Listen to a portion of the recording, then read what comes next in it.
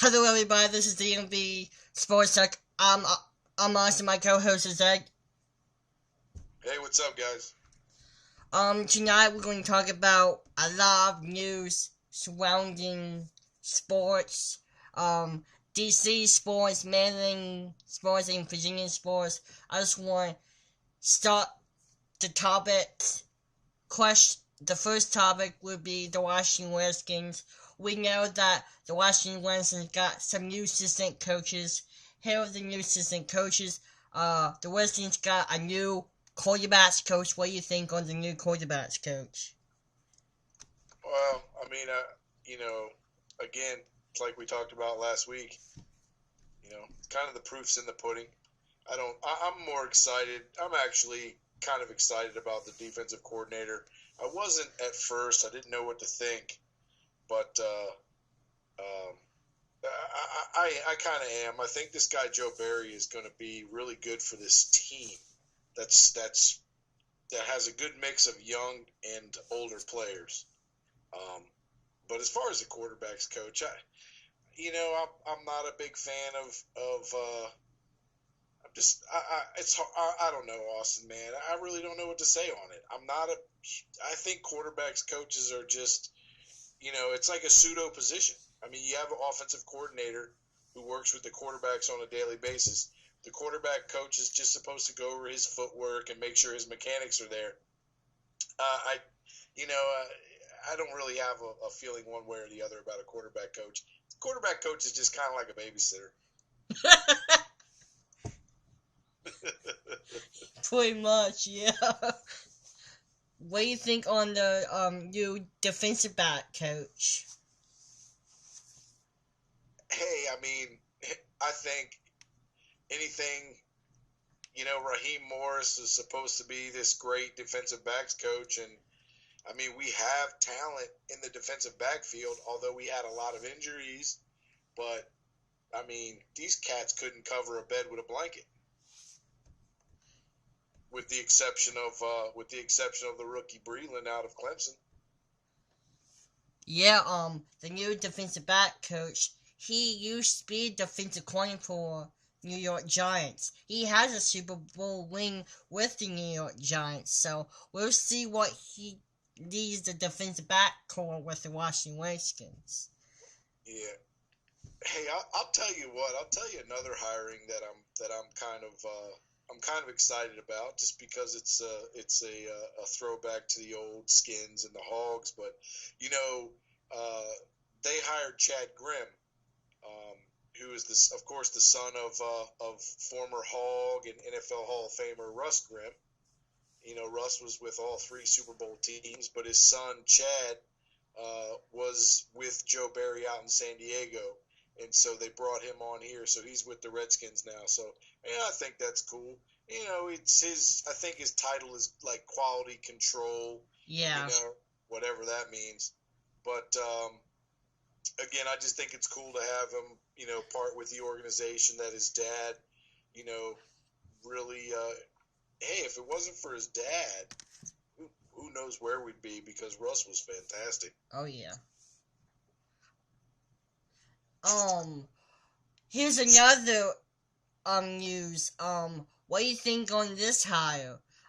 Former Washington Redskins long-time offensive line man. He used to be assistant offensive line coach for the Alabama long time ago. He was the Washington Redskins. Chris Samuels accepted a head coaching job at Osborne High School as a football coach. What do you think on him? Yeah, that's out in Manassas, Virginia. Hey, Chris, for a long time there, we had, oh man, we had the team was just horrible. I mean, it was not a good team. It's not a good team now, but we didn't have much to root for. And then we had Chris Samuels, and LeVar Arrington came in and really gave a jolt to the organization.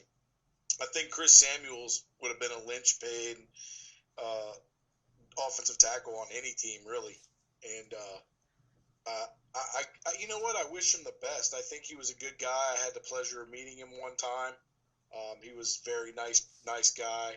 I really do. I wish him the best, man. I think I think it's awesome. And going back to the high school ranks and coaching in high school and kind of, you know, kind of, cutting his teeth, so to speak, and he's got to go back and start from the beginning. And hey, maybe this will lead to a college, position for him, and so on and so forth. But I think it's great. And being a Manassas, it's a Northern Virginia school. It's where Chris lives.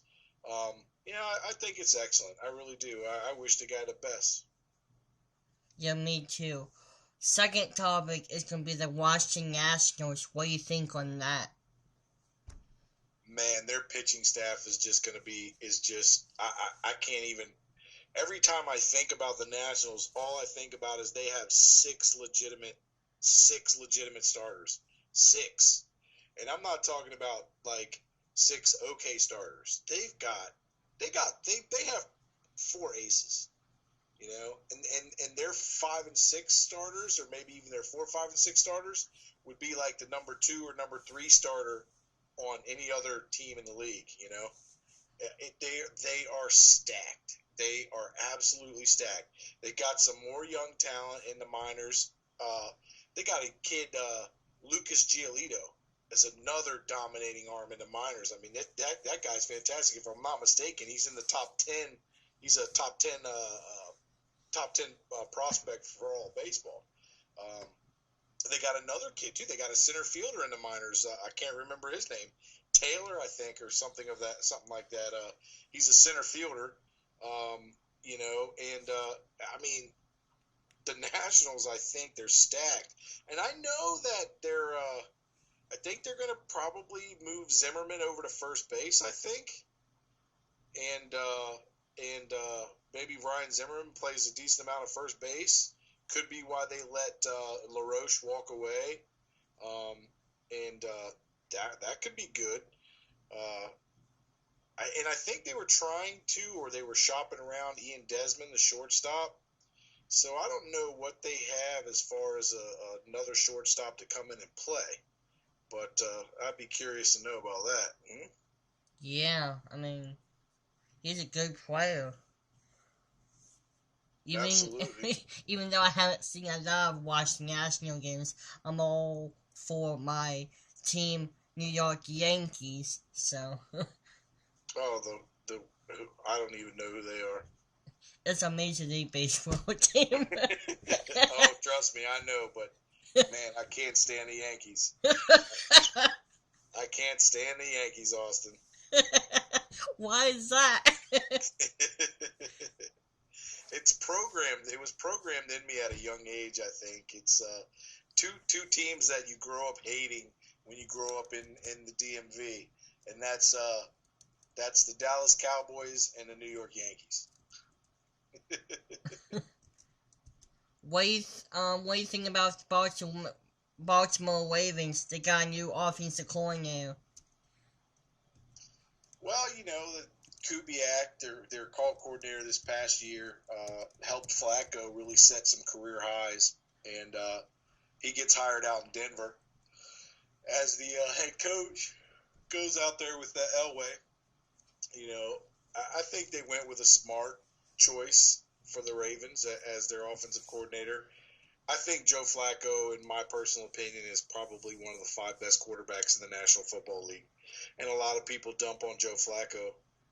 I'm a Washington Redskin fan. I always have been and always will be, but I am a Joe Flacco fan. I think the guy is fantastic. I've always said that, and I've always supported him. And I like to see him improve on this season. I really think that I really honestly thought that they should be in the Super Bowl right now. I think they should have beat New England. And had they beat New England, I really think that we would be talking about a Seattle and Baltimore Super Bowl. Yeah, and what do you think about the new quarterbacks coach for the Baltimore Ravens? Even though he used to be the Eagles quarterbacks coach a long time ago. Well, I mean, again, with the quarterbacks coaches, I honestly don't want to waste too much time on that. You know what I mean? I'd rather talk about the cheerleaders. Me too. What about hockey. What do you think about hockey this season? I think it's the greatest sport played on 2 feet. I love hockey, man. It's fantastic. Capitals are having a good year this year. They've of course with their new coach Barry Trotz, and he's really got the team believing in one another. And in the past, I think they played for a lot of individual statistics and individual awards. Where now you see them play, and I think they're playing for one another.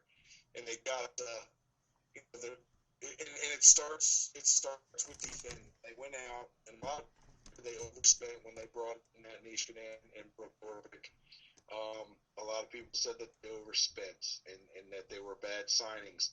But if you look what those two have done, they've really anchored this team, and they've given them, I think, that what they needed.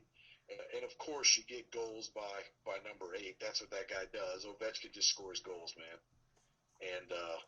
And Braden Holtby's been fantastic. I mean, he's played.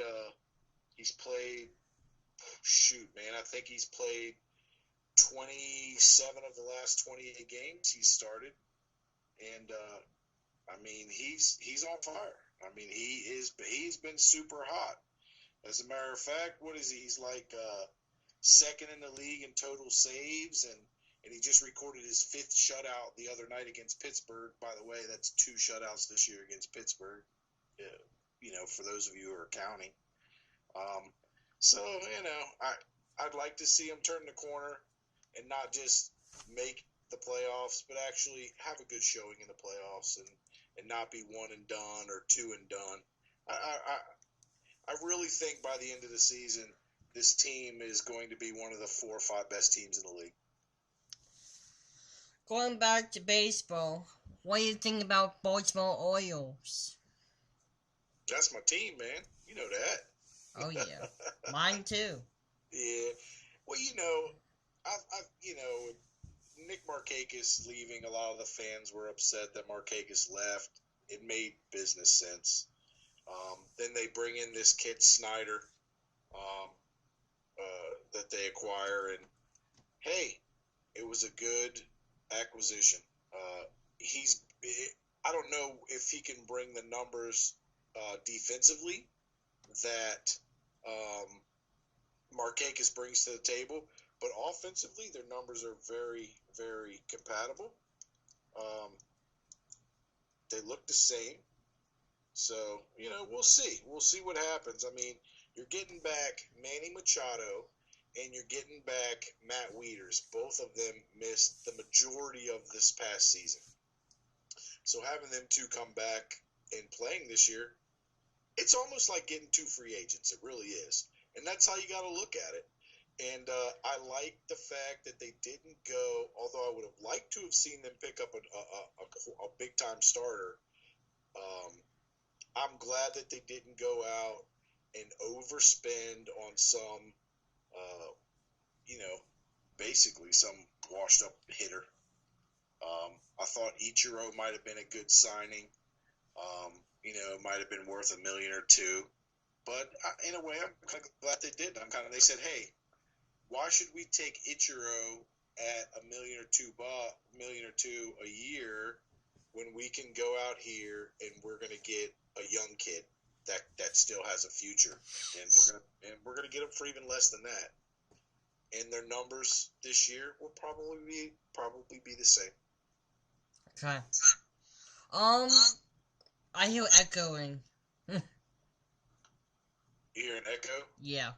Sorry, well, buddy. I did. It's okay. Back on topic. NASCAR is a new topic. Jeff Gordon announced Thursday that he was going to be stepping down as a NASCAR driver to family reasons. He's going to have retirement. And his new driver for the 2016 season is Chase Elliott. His dad is a Hall of Famer, Bill Elliott. A long time ago, he used to be a driver. And he still is until he can be in the Hall of Fame. What do you think about... Bill Elliott used to drive the Budweiser car back in the day, right? Oh, yeah. Now Kevin Harvick is, I said think. what Jeff he said in his pseudo retirement. He said he's not going to race the full season, right? So that means he's going to race some races. I think. I'm not really sure. That's what Mark Martin did, correct? Mark Martin kind of retired and he kind of came back for a couple years and maybe ran some races here and there. Isn't that what he did? Yeah. Okay. A part-time race car driver. Yeah. Hey, man. Jeff Gordon is, I'm not a big NASCAR guy, but I'll tell you that Jeff Gordon is good at what he does. He's fantastic at his craft. And you know, hey, he's definitely probably one of the 10 or 15 best NASCAR drivers to ever be. I'm not a NASCAR guy, and I know that. Yeah. In golf, Tiger Woods. There was controversy on Tiger Woods. Had a big controversy on. He was going to surprise his girlfriend Lindsey Vonn, that I think is smoking hot. And I'm very jealous that. Tell us how you really feel. Tell us how you really feel, pal. I'm very jealous that he hasn't not been because she's smoking hot. But anyhow, he was making a comment in his interview with the media about the tooth. He got knocked out. I mean, I don't know. I saw that. What do you think on that? Well, I think you better get out of the way next time. Hey, you know, it's you know, Tiger's. He's been the butt of a lot of jokes for several years now, and you know, he had a lot of transgressions, and you know what he's done. Hopefully, you know, unfortunately, it broke up his family. But you know, I would rather just talk about. I'd rather talk about him as the golfer, and the fact that he come back and he plays today, and he shot an 82 today, which is like I think they said it's his worst round that he's ever shot in a PGA event. 82. That's like 10 over par. And you know, he just doesn't have it anymore. And I quite honestly, I don't know if he can get it back. I don't even know what it is. When he came onto the scene, he had it. He had the game. He had it mastered. I mean, he had everybody beat.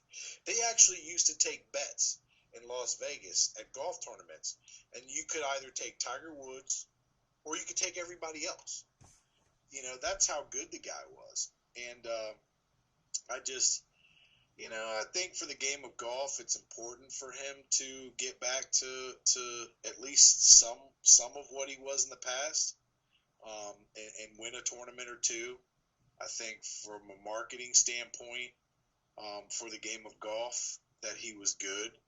A lot of people paid attention to golf, that African Americans and kids in the inner cities and in urban areas, they paid attention to golf, man, where they probably wouldn't have had it not been for Tiger Woods. And I think that, in my opinion, he might have been, when he came onto the scene, he might go down as one of the most important golfers of all time. Yeah, let's face it, he has 14 majors. Yeah, and what Jack Nicklaus has the record, right? Yeah, like 18. 18, I believe, yeah. And I don't know that Tiger will get 4 more, but I know that what's the young kid now? Fowler, right? Ricky Fowler. Yeah. Ricky Fowler, right? Uh-huh. He's sponsored by Puma, and I know that he's extremely popular and shoots a hell of a golf game. You know, I'm not an avid watcher of golf, but I pay attention.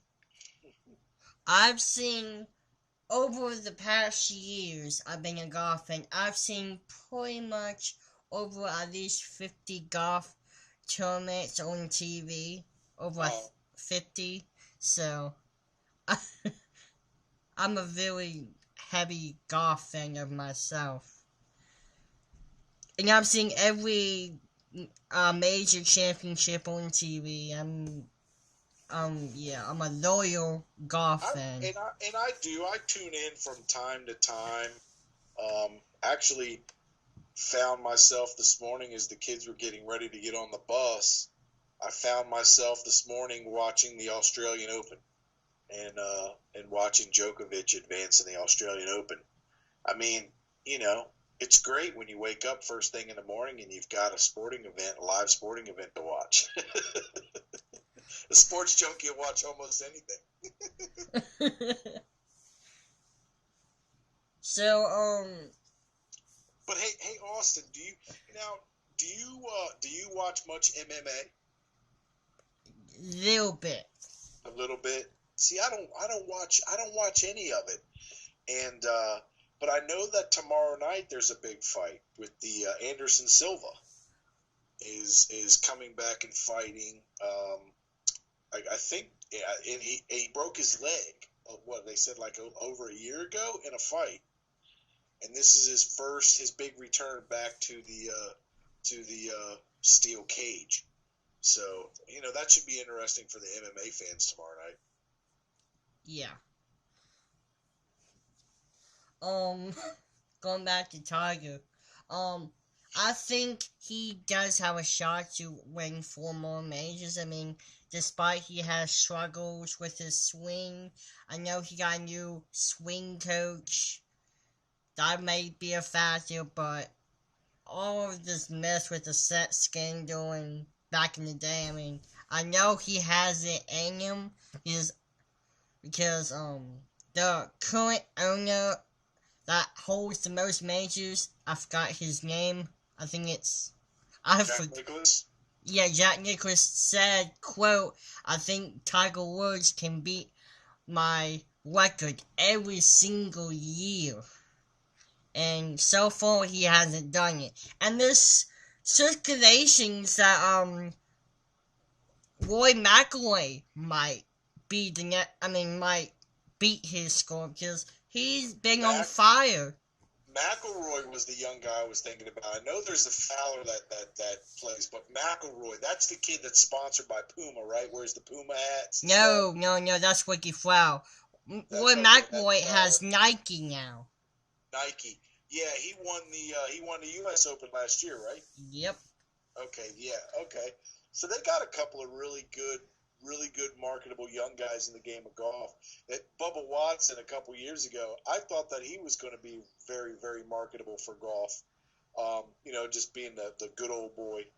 But I don't know. I don't know enough about the game of golf, man. I go out there when I play golf, and I haven't played in a while. I go out there and I hit the ball, and sometimes it goes left, sometimes it goes right, and very rarely does it ever go down the middle. When I hit the ball don't go anywhere. I miss every time. That's no good. So it takes me at least 20 times to hit the ball to hit, and it never goes anywhere. That's no good. No. I hit like a baseball bat. What's his name? Adam Sandler's Happy Gilmore. Hit it like Happy Gilmore. Yeah. Sometimes it works, sometimes it don't. That's right. So. Yep. So what's next, buddy?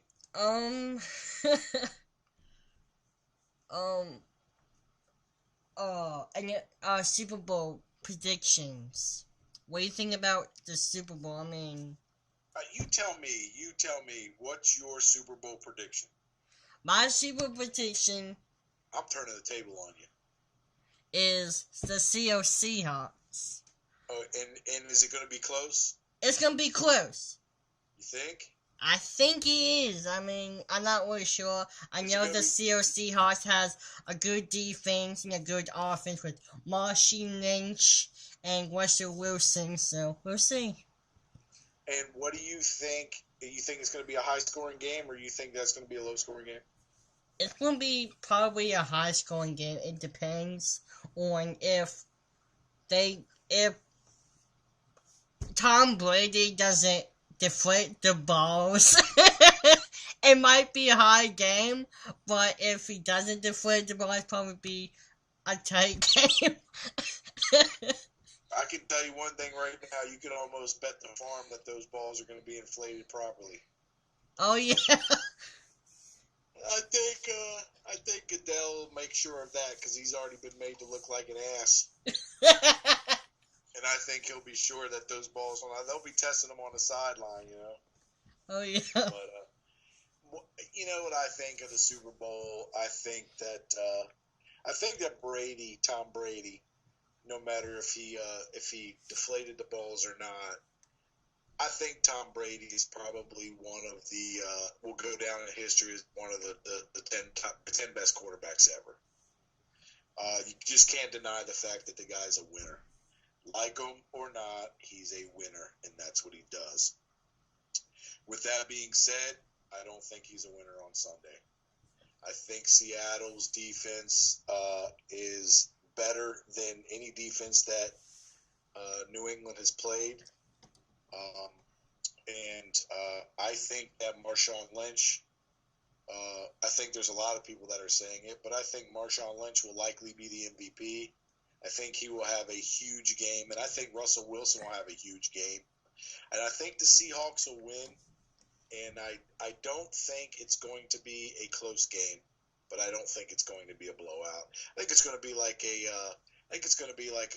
31 to 17 or 31 to 20 kind of game. Okay. In conclusion of the show, please subscribe, share with your friends, and check us out on DMV Sports Talk with Austin, with me, and my co-host Ed on YouTube every Friday night on YouTube. Check it out, guys. Also, be sure to check out my website, dmv-sports.com. Go to the website, check out some of my stuff, and like us on Facebook. That's a wrap.